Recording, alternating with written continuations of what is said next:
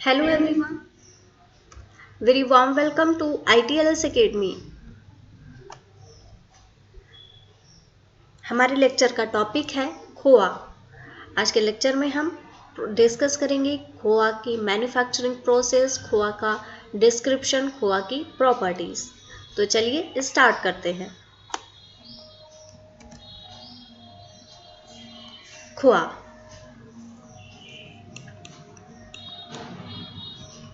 सबसे पहले हम देखेंगे कि क्या है objective of khoa. To learn the meaning, हम देखेंगे कि मीनिंग क्या है खोआ का। वैराइटीज एंड स्टैंडर्ड्स, क्या वैराइटीज है खोआ की, क्या स्टैंडर्ड्स हैं इसके बनाने के, और इसके अलावा प्रोडक्शन ऑफ खोआ, मेन चीज कि कैसे हम खोआ को प्रोड्यूस करते हैं। Introduction. Among the indigenous milk product, khoa occupies first position as it forms a base for number of sweet delicacies। ये जो खोआ है इसको फर्स्ट पोजीशन मिलती है अगर हम बात करें मिल्क प्रोडक्ट की, क्योंकि ज़्यादातर मिठाइयाँ जो बनती हैं, जितने भी स्वीट्स होते हैं, उनकी स्टार्टिंग ही खोआ होती है। ज़्यादातर की बात हो रही है, ना कि सभी की। बहुत सारे स्वीट्स ऐसे होते हैं जिनके लिए बेस बनता है खोआ। खोआ से ही आगे की प्रोसेसिंग करके उसको तरह तरह का स्वीट बना दिया जाता है। So let us see the definition of khoa. Khoa is a concentrated whole milk product. ये एक होल मिल्क प्रोडक्ट है, कंप्लीट मिल्क को ही कंसंट्रेट करके बनाया जाता है। Obtained by open pan condensing of milk. Open pan condensing का मतलब आपने कभी ये नहीं देखा होगा कि खोआ को किसी बंद डब्बे में बनाया जा रहा है, बंद किसी बर्तन में बनाया जा रहा है। हमेशा खोआ को बड़ी बड़ी सी कढ़ाई होती है, कढ़ाई टाइप के बर्तन में ही बनाया जाता है। और उसको अगर हम कमर्शियली नाम देते हैं तो उसको हम ओपन पैन नाम देते हैं।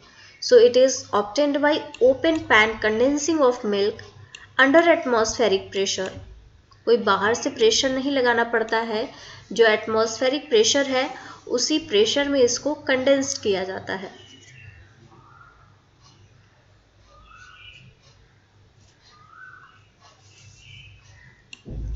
According to the Food Safety and Standard Regulations 2011, food safety standard regulation 2011 के द्वारा कहा गया है, the milk fat content shall not be less than 30%। इसमें मिल्क फैट का कंटेंट 30% से कम नहीं होना चाहिए on dry weight basis of finished product. जो खोआ बन के रेडी होता है, जब खोआ तैयार हो जाता है तो आपने देखा होगा कि उसमें वो ड्राई फॉर्म में हो जाता है, बहुत ड्राइड रहता है। तो उसमें मिल्क का जो फैट होता है उसका कंटेंट 30% से कम नहीं होना चाहिए।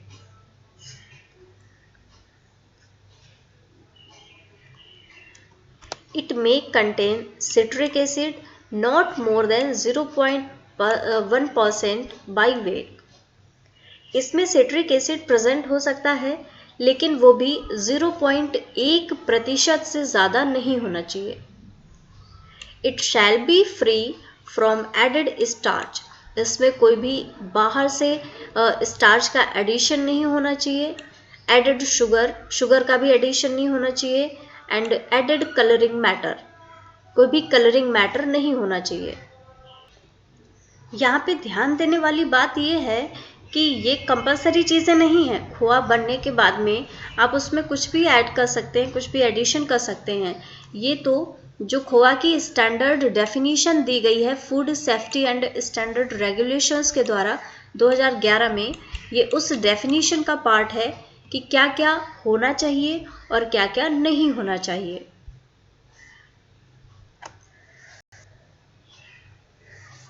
केमिकल क्वालिटी ऑफ खोआ। आते हैं वापस केमिकल क्वालिटी ऑफ खोआ पे। Wide variations exist in chemical quality of cow and buffalo milk खोआ। देखिएगा, अभी जो लास्ट लेक्चर हम लोगों का है उसमें हम लोगों ने घी के बारे में पढ़ा था। हमने वहाँ पर देखा था कि जो घी काऊ मिल्क से बन रहा है और जो घी बुफेलो मिल्क से बन रहा है उसमें काफ़ी कुछ चीज़ें ऐसी रहती हैं जो डिफरेंट रहती हैं। कुछ हालांकि घी के केस में तो न्यूट्रिशनल वैल्यू भी ज़्यादा थी काऊ मिल्क से जो ऑब्टेन्ड घी था, तो वही केस आता है खोआ के में भी।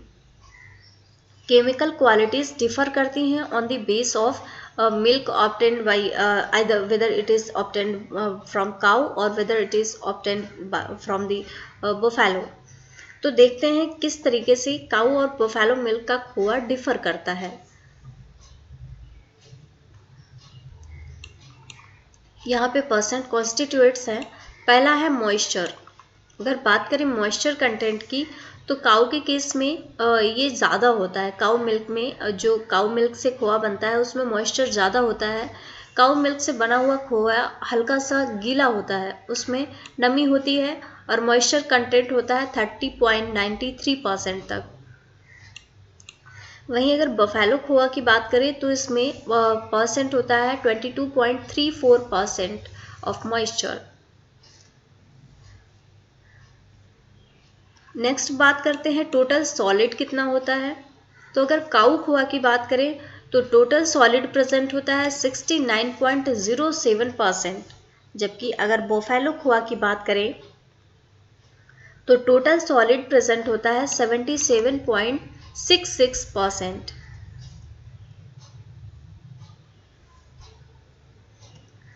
नेक्स्ट आता है फैट।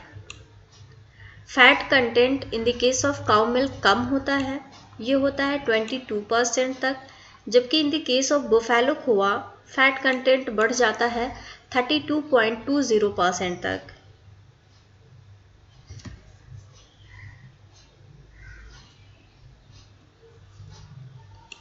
नेक्स्ट आता है proteins.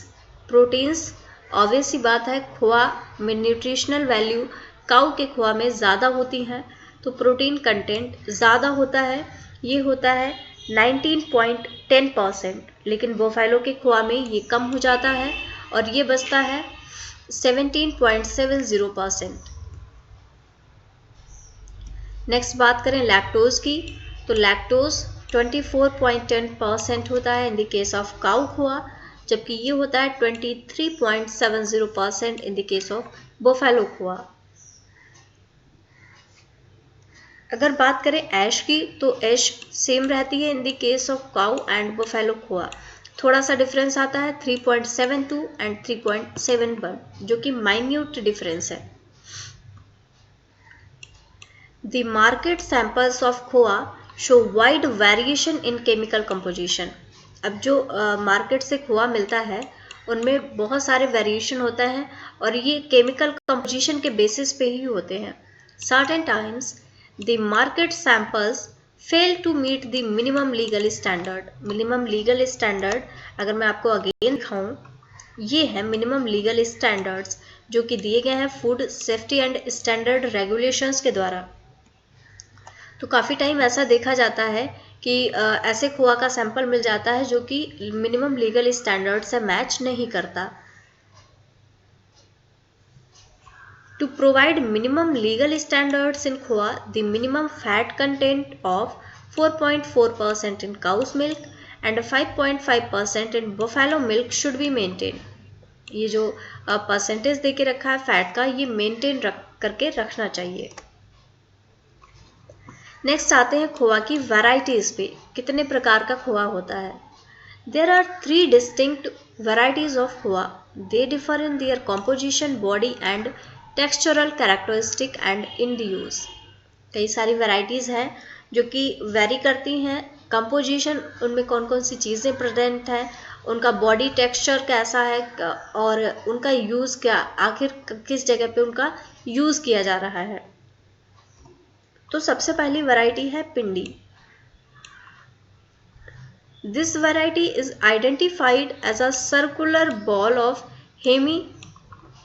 hemispherical pad with compact mass। Circular ball जैसी होती है, homogeneous and smooth texture. Homogeneous का मतलब है कि सारा कंपोजिशन एक जैसा ही होता है, इवन होता है, यूनिफॉर्म होता है और काफ़ी स्मूथ टेक्सचर का होता है।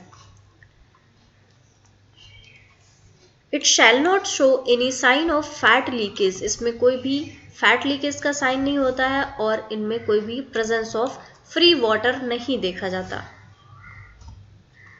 अगली वैरायटी है धाप। इट इज़ अ रॉ और कच्चा खोआ, इसको धाप को कच्चा खोआ भी बोला जाता है। Characterised by loose but smooth texture, texture smooth ज़रूर होता है लेकिन ये काफ़ी लूज टाइप का खोआ होता है। And soft grains and sticky body. Dhap varieties carries highest percentage of moisture. अब आपने यहाँ पे देखा कि ये लूज होता है, तो लूज कैसे होगा, जब इसमें मॉइस्चर कंटेंट ज़्यादा होगा तो उसी की वजह से तो लूज होगा। तो इसमें सबसे ज़्यादा परसेंट ऑफ मॉइस्चर पाया जाता है जितनी भी दूसरी वैराइटीज़ है। अगला आता है दानेदार खोआ। This is characterized by granular texture. Granular texture क्या होता है, यही जो दानेदार होता है, बहुत से दाने दाने जैसे प्रेजेंट होते हैं, यही टेक्सचर होता है इसका। Hard grains of different size and shape embedded in viscous serum. अब ये होमोजीनस नहीं होता है, इसमें डिफरेंट शेप एंड साइज के बहुत सारे जो इसके ग्रेन्स होते हैं या दाने होते हैं वो प्रेजेंट होते हैं। Slightly sour milk is preferred in the manufacture of this variety as it yields granular texture. अब इसके लिए हल्का सा खट्टा मिल्क प्रेफर किया जाता है इस दानेदार खोआ को बनाने के लिए।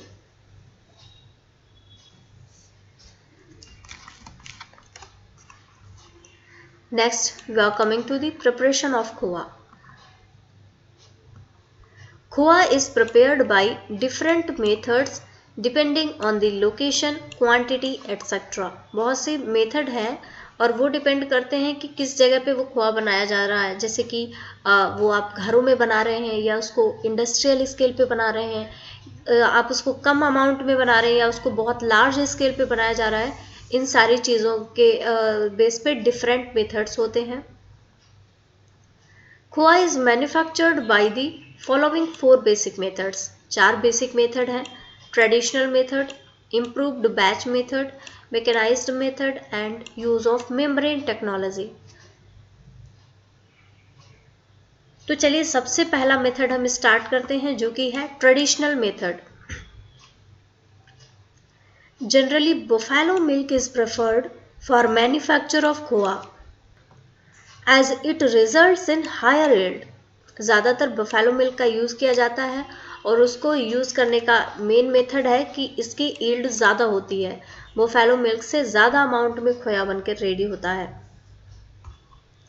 टेक्सचर भी इसका स्मूथ होता है और soft body with sweet test.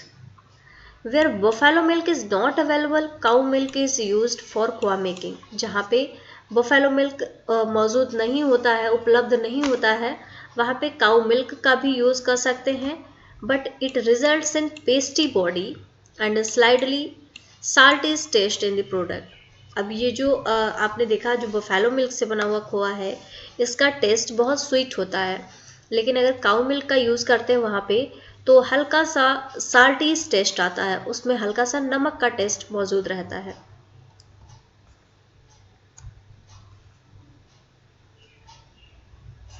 अब आते हैं, ये हमने जो 3 वैरायटीज़ देखी थी खोआ की, धाप, पिंडी और दानेदार। अब इन तीनों वैरायटीज़ के कैरेक्टरिस्टिक्स तो देख लिए थे, अब इनको देखते हैं कि इन तीनों को कैसे बनाया जाता है, इनकी मैन्युफैक्चरिंग प्रोसेस क्या है। सबसे पहला है धाप। फॉर प्रिपेयरिंग धाप variety of khoa the heating should be stopped at rubbery stage. Rubbery stage क्या होता है, आप सभी ने रबड़ी जरूर खाई होगी, जिसको रबड़ी भी बोला जाता है, रबड़ी भी बोलते हैं। ये थिक मास होता है, तो धाप वाली वैरायटी बनाने के लिए इसको रबड़ी स्टेज पे स्टॉप कर दिया जाता है। जब रबड़ी बन के तैयार होती है वहाँ पे इसकी हीटिंग को बंद किया जाता है and leaving the product without much working result in dhap variety of khoa which carry soft grains and high moisture content. अब जो रबड़ी होती है, जब सभी ने खाई होगी, मुझे जहाँ तक उम्मीद है, बिकॉज़ इंडिया में रह के ऐसा नहीं होता है कि आप ये सारी चीज़ें ना जानें, तो इसमें काफ़ी मॉइस्चर होता है, काफ़ी सॉफ्ट इसकी बॉडी होती है, इसमें छोटे छोटे से ग्रैन्यूल्स होते, दाने जैसे प्रेजेंट होते हैं, और इसमें कोई एक्स्ट्रा एफर्ट्स भी नहीं करने पड़ते हैं। रबड़ी स्टेज पे ही इसका प्रोडक्शन कर लिया जाता है। अगली वैरायटी है pindi. For production of pindi variety of khoa, heating is continued after rabri stage. जब ये राबड़ी स्टेज बन जाता है, राबड़ी बन के तैयार हो जाती है, उसके बाद में भी इसको हीट करते रहते हैं for the production of Pindi. And with the help of wooden ladle, the soft grains are crushed and the mass is worked out to a smooth textured product. अब इसमें क्या किया जाता है, एक वुडन जो लकड़ी का बना हुआ एक हैंडल टाइप का होता है, उसकी मदद से जो ग्रेन्स होते हैं, जो दाने जैसे प्रेजेंट होते हैं, उन पे वर्किंग की जाती है, उनको क्रश किया जाता है, उनको पीसा जाता है। पीसा इन द सेंस हम डायरेक्टली ये नहीं कह सकते, किसी चीज़ को पीसना अलग होता है, लेकिन क्रश किया जाता है और काफ़ी स्मूथ टेक्सचर का उसको बना लिया जाता है। After cooling the khoa is moulded into hemispherical mould to give it shape. अब इसको कूल कर लिया जाता है और कूलिंग के बाद में इसको छोटे छोटे से शेप में, आपने देखा होगा खोआ को कुछ इस तरीके से बना के रखते हैं, कुछ इस तरीके से रहता है, तो हेमीस्फेरिकल शेप में इसको मोल्ड करके रख लिया जाता है। नेक्स्ट आता है दानेदार खोआ के प्रोडक्शन की विधि। इसके लिए हल्का सा खट्टा मिल्क प्रेफर किया जाता है। Sour milk is preferred for production of khoa. Generally the milk that is left over after the preparation of other varieties of khoa is converted into danedar variety of khoa. जो खोआ बनाते हैं, उसको बनाने के बाद में जो मिल्क बच जाता है, ज़्यादातर उसी मिल्क का यूज़ कर लिया जाता है दानेदार वैरायटी बनाने के लिए खोआ की। Sometimes citric acid that is 0.5 to 0.1% और sour whey is added to milk at boiling stage to get granular texture। कई बार सिट्रिक एसिड को भी ऐड किया जाता है, या सॉर वे जो मट्ठा होता है उसको ऐड कर दिया जाता है, ताकि ग्रैनुलर टेक्सचर मिले और हल्का सा जो खट्टापन है वो भी बना रहे।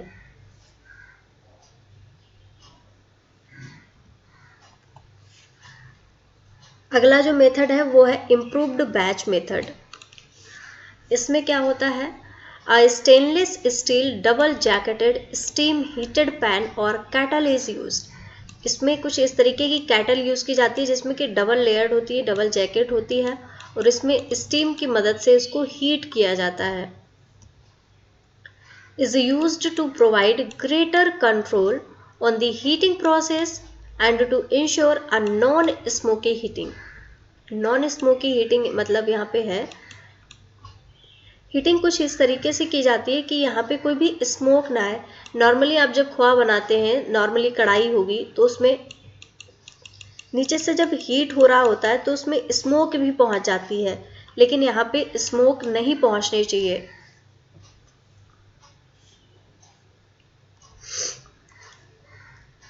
As soon as the product shows sign of leaving the side of the kettle and accumulating in the center in a pat form, heating is stopped। होता क्या है, जैसे इस पैन में हीट किया जा रहा है, तो जब ये खोआ बनने लगता है तो पहले तो ये ऐसे साइड में लगा हुआ होगा, लेकिन फिर ये साइड को छोड़ के ये बीच में इकट्ठा होने लगेगा। जब ये इकट्ठा होने लगता है तब इसकी हीटिंग को स्टॉप कर दिया जाता है। It takes about 15 to 20 minutes to prepare a batch of khoa, that is 1 kg approx by this method। लगभग 15 से 20 मिनट में 1 किलोग्राम खोया आप इसकी मदद से तैयार कर सकते हैं।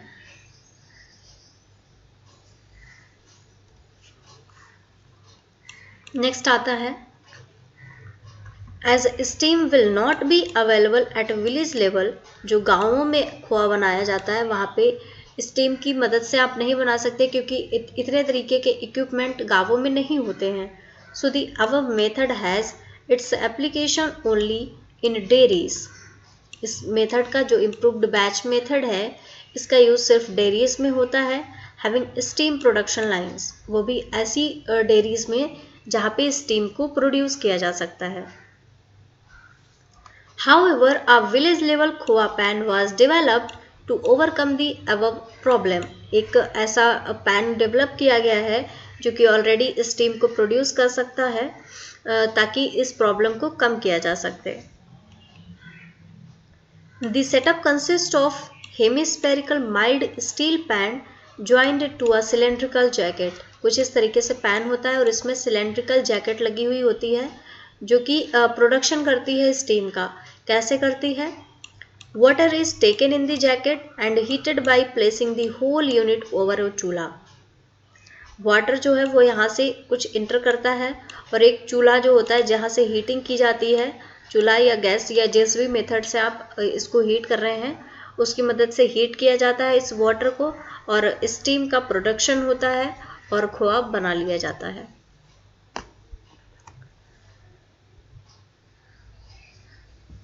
अगला प्रोसेस है mechanised process for khoa production. अब मैकेनाइज्ड प्रोसेस में पहला है use of roller dryer. Roller dryer क्या है इसके बारे में हम लोग प्रीवियस लेक्चर्स में बहुत ही डिटेल में पढ़ चुके हैं। रोलर ड्रायर पे ही एक लेक्चर भी था, तो मैं आपको सजेस्ट करूंगी कि आप डिटेल अगर पढ़ना चाहते हैं तो स्विच कर जाइए और सारे लेक्चर्स पे। A roller drying process was adopted in the preparation of khoa. खोआ के प्रिपरेशन के लिए रोलर ड्राइंग प्रोसेस को अडॉप्ट किया गया।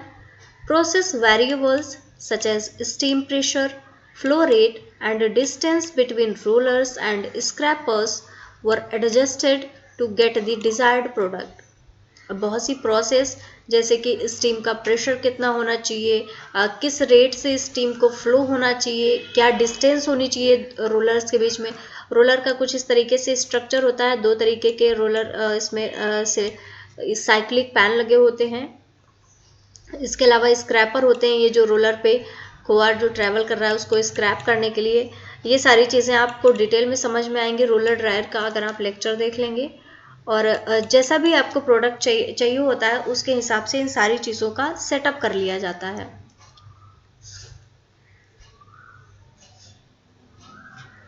अगला स्टेप है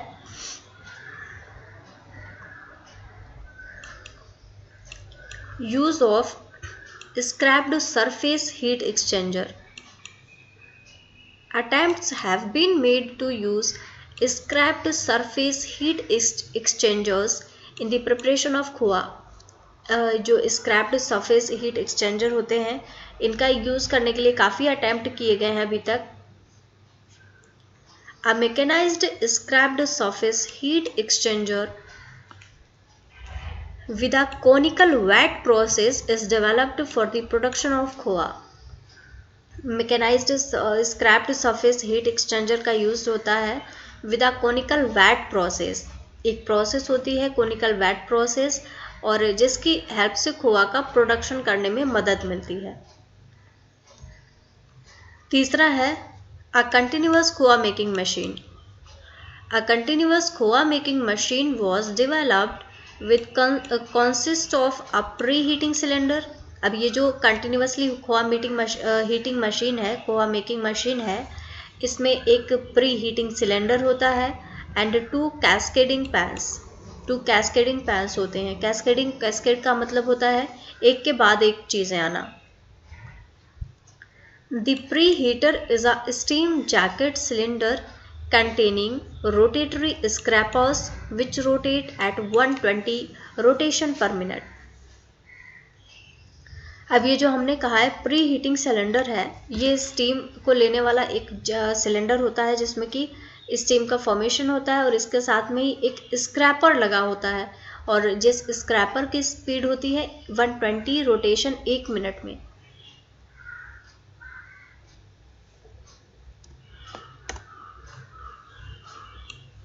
use of horizontal heat exchanger. A horizontal heat exchanger for khoa making was developed which consists of a hopper to accommodate the foam and provide milk concentration under atmospheric pressure. Horizontal heat exchanger का भी use किया जाता है खोआ making के लिए, और ये atmospheric pressure पे मिल्क को खोआ में कन्वर्ट करने में मदद करता है. In this model, the steam jacket is subdivided into 3 parts. जो स्टीम की जैकेट होती है उसमें 3 टाइप्स होते हैं to reduce the amount of heating as the product move. उसको 3 चैम्बर में डिवाइड कर दिया जाता है ताकि जो प्रोडक्ट मूव कर रहा है उसको हीटिंग के लिए कोई भी प्रॉब्लम ना हो. नेक्स्ट है use of inclined scraped surface heat exchanger. अब जो inclined scraped surface heat exchanger है इसके कुछ एडवांटेजेस हैं, जैसे कि increased solid content in feed improves the colour of khoa. अगर सॉलिड कंटेंट ज़्यादा होगा तो खोआ का कलर भी इम्प्रूव होगा, अच्छा कलर आएगा because of reduced residence time. इसके अलावा it also improves the capacity of the machine. ये जो inclined scraped surface heat exchanger है ये मशीन की भी कैपेसिटी को काफ़ी इंक्रीज करता है. Increase in feed temperature enhances the capacity of the plant. जिस प्लांट में प्रोडक्शन हो रहा है खोआ की, अगर वहाँ पे फीड टेम्परेचर को इंक्रीज कर दिया जाता है तो ये भी प्लांट की कैपेसिटी को इंक्रीज करता है. नेक्स्ट है by increasing rotor speed there will be significant increase in the heat transfer rate. अगर रोटर की आप स्पीड को बढ़ा देंगे तो ऑब्वियस सी बात है जब वो रोटर तेज स्पीड से मूव करेगा तो हीट के ट्रांसफर का जो रेट है उसको भी बढ़ा देगा. अगला है variation in steam pressure in separate sections of steam jacket results in change of heat transfer rate. अब जो स्टीम प्रेशर है हमने देखा कि इसको पार्ट में डिवाइड किया जाता है. जो स्टीम सिलेंडर होता है तो जब जो स्टीम का प्रेशर होता है उस प्रेशर के बेस पे हीट का जो रेट होता है ट्रांसफ़र का वो रेट भी वैरी करता है. इसके अलावा colour and texture of khoa भी वैरी करते हैं due to change in the temperature to which the milk constituents are subjected. जिस टेम्परेचर पे मिल्क के कॉन्स्टिट्यूएंट्स को रखा गया है उसके बेस पे उसका कलर एंड टेक्सचर आता है to different stages of khoa making. अगला आता है the manpower requirements are less. अब ज़्यादातर काम सब मशीनें ही कर रही हैं तो मैन पावर का मतलब होता है कि बहुत कम लोगों की ज़रूरत होगी वहाँ पे वर्क करने के लिए, क्योंकि ज़्यादातर वर्क को तो मशीनें ही कर देंगी. नेक्स्ट आता है फैक्टर्स अफेक्टिंग क्वालिटी ऑफ खोआ. खोआ कैसा बनेगा, किस तरीके का बनेगा, इसके लिए कुछ फैक्टर्स होते हैं. तो देखते हैं कौन कौन से फैक्टर्स अफेक्ट कर सकते हैं. High amount of free fat that is more than 60% will be released in buffalo milk khoa than cow milk khoa. जो बफेलो मिल्क खोआ होता है उसमें फ्री फैट का कंसंट्रेशन लगभग 60% तक ज़्यादा होता है काऊ मिल्क से. अब इसका फ़ायदा क्या है, ये जो फ्री फैट है ये ज़्यादा अमाउंट में है. ये जो हायर फ्री फैट कंटेंट होता है it contributes to soft body and oily और greasy appearance to buffalo milk khoa. इसकी वजह से सॉफ्ट बॉडी होती है हायर फैट कंटेंट की वजह से, और ग्रेसी अपीयरेंस आता है in the case of buffalo milk khoa. तो अब देखते हैं कि खोआ की क्वालिटी किन किन फैक्टर्स पे डिपेंड करती है. सबसे पहला फैक्टर है type of milk used in khoa preparation, कि कौन सा मिल्क आपने यूज़ किया है, काऊ मिल्क या बफेलो मिल्क. इसके अलावा केमिकल क्वालिटी ऑफ मिल्क, कौन कौन से केमिकल्स कंपोजिशन प्रेजेंट है उसमें. मेथड ऑफ प्रिपरेशन पे डिपेंड करेगा, कैसे आप बना रहे हैं उसको, ट्रेडिशनल मेथड से बना रहे हैं, बैच प्रोसेस से बना रहे हैं, सबकी क्वालिटी उस पर डिपेंड करेगी। अगला आता है डिग्री ऑफ हीट ट्रीटमेंट। किस लेवल तक आप उसको हीट कर रहे हैं ये भी मैटर करता है in the case of khoa preparation. इसके अलावा manner of handling the product बनाने के टाइम पे उसकी हैंडलिंग किस तरीके से हो रही है, किस तरीके से प्रोडक्ट को संभाला जा रहा है, ये भी डिसाइड करता है खोआ की क्वालिटी को। नेक्स्ट है पैकेजिंग एम्प्लॉयड। उसको पैकिंग उसकी किस तरीके के मैटर में की गई है, क्योंकि पैकेजिंग भी काफ़ी हद तक रोल प्ले करती है। जहाँ आप पैक करके रखते हैं वो पैकिंग भी क्वालिटी को ख़राब भी कर सकती है, अच्छा कर सकती है, या नॉर्मल मेंटेन करके रख सकती है। तो इसलिए उस पर जिस चीज़ में पैक किया जाता है वो भी डिसाइड करती है खोआ की क्वालिटी को। नेक्स्ट है duration, temperature and humidity of storage. Store करने की उसकी ड्यूरेशन क्या है, कितने समय तक स्टोर कर सकते हैं, किस टेम्परेचर पे स्टोर कर सकते हैं, कितना मॉइस्चर होना चाहिए, इन सब चीज़ों पर भी खोआ की क्वालिटी डिपेंड करती है। So thank you guys for watching this session. आप अगर किसी भी कोर्स को ज्वाइन करना चाहते हैं तो आप विजिट कर सकते हैं हमारी वेबसाइट ITLS अकेडमी को। इसके अलावा जिस कोर्स में अभी आप ये लेक्चर देख रहे हैं, इस कोर्स को ज्वाइन करने का लिंक आपको डिस्क्रिप्शन में मिल जाएगा, वहाँ से आप कोर्स को ज्वाइन कर सकते हैं।